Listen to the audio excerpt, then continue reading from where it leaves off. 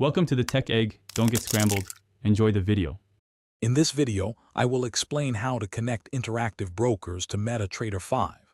We will explore the necessary steps to bridge these powerful platforms, allowing you to leverage MetaTrader 5's advanced charting and analytical tools while executing trades through your interactive broker's account.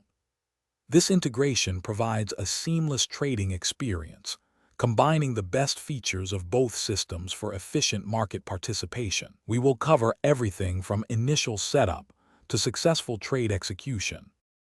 Before connecting, ensure you have both the Interactive Brokers Trader Workstation, or TWS, and MetaTrader 5 installed on your computer.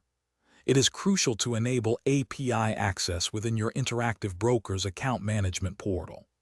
Additionally, you will need to download and install a reliable third-party bridge software, which acts as the intermediary between the two platforms. Verify all software is updated to its latest version for optimal performance. Now, launch your chosen bridge software and navigate to its configuration settings.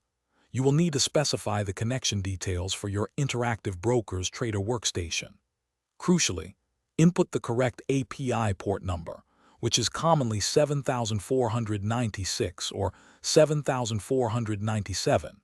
Next, configure MetaTrader 5 to send and receive data through this bridge, ensuring proper symbol mapping and order routing. After configuration, it is vital to thoroughly test your connection.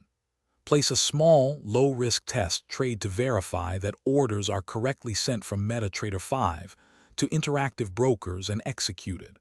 Monitor the log files within both your bridge software and MetaTrader 5 for any error messages.